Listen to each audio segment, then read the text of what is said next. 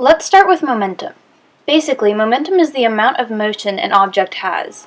We use it to calculate the speeds of objects after collisions because momentum is conserved in collisions and kinetic energy is not. Momentum is equal to mass times velocity, where rho stands for momentum, which is measured in kilograms times meters per second, which we will be calling grains because it's really long. M stands for mass, which is measured in kilograms, and V stands for velocity, which is measured in meters per second. Take note, momentum is represented by rho, not p. Don't be that one person who calls it p. As mentioned before, we mostly use momentum to calculate the speed of objects after collisions. There are three types of collisions. Elastic collisions, where objects start apart and bounce off of each other, like bumper cars. Inelastic collisions, where objects stick together after colliding, like football players tackling each other. And explosion collisions, where objects that were originally touching explode apart, like a gun shooting a bullet. Let's do a practice problem. Ruthann shoots Emily with a Nerf gun. The bullet collides with Emily inelastically, causing her to fly backwards. How fast is Emily traveling after the bullet hits her? Before you can solve this problem, you're going to need some more information. Emily's mass is 54 kilograms. We're going to pretend like the Nerf bullet is a real bullet because a Nerf bullet would not have enough momentum to knock Emily off her feet. So the mass of the bullet will be 0.075 kilograms and the velocity will be 380 meters per second. The first step is to write out a fan cart chart. This is an inelastic collision, so the objects start apart and end together. Write the mass and velocity for each object inside the fan carts. Next, write your equations. Due to the law of conservation of momentum, we know that the initial momentum will equal the final momentum. In other words, rho I equals rho F. Because this is an inelastic collision, this means that the bullet's mass times the bullet's velocity plus Emily's mass times Emily's velocity will be equal to the combined mass of Emily and the bullet times the final velocity. Now you can plug in your values. Because Emily's initial velocity is 0, her initial momentum will be 0, so we can just cross that term out. Then all you have to do is a little algebra and bam, your answer is 0.527 meters per second.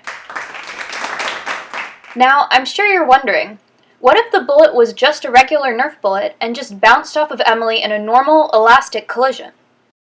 This is actually a really simple problem. So simple, in fact, that we don't need any givens. First, set up the fan cart chart with the formula rho I equals rho F.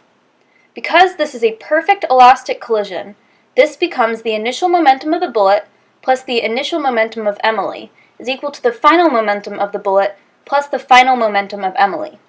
Emily isn't moving, so we can cancel her momentum out of the problem, because it is 0.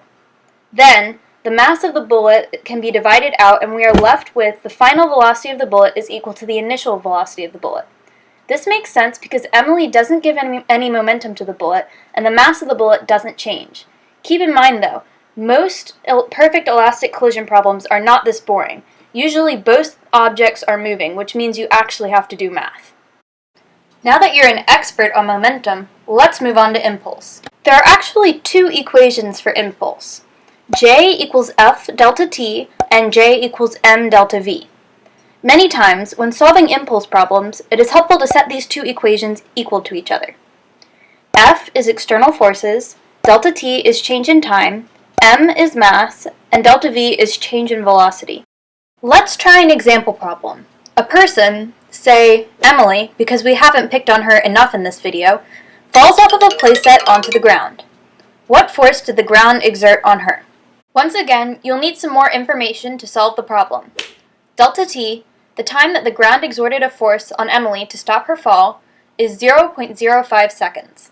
Emily's mass is 54 kilograms, gravity accelerates at 9.8 meters per second squared, and Emily fell from a height of 3 meters.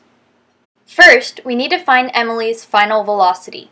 We can do this using the equation final velocity squared equals initial velocity squared plus 2 times the acceleration due to gravity times the distance. Simply plug in the values and some simple math reveals that the final velocity is 7.67 meters per second. Next, we're going to use the two impulse formulas we just learned about. Plug in the known values, and after some algebra, you should find that the force that the ground exerted on Emily was 8,283.6 newtons. Ouch! So jumping off of playsets onto the ground isn't the smartest idea. But what if Emily likes jumping off of playsets? How can she have fun without hurting herself? The obvious answer is to have her jump onto something softer than the ground, like a pillow.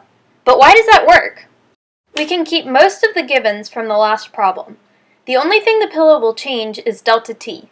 Because the height and the initial velocity are the same, we can just use the final velocity found in the last problem. Next, we write out the impulse equations and solve with the new value for delta t.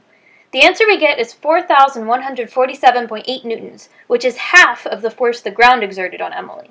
So, the reason Emily doesn't get hurt is because the pillow increased the time of impact. Okay, let's do a quick review of everything you just learned. Momentum is the amount of motion an object has. The formula for momentum is rho equals mv. We use momentum in collision problems. There are 3 types of collisions: elastic, inelastic, and explosion. Lastly, impulse has 2 different equations, F delta t and M delta v, that are often used together to solve problems.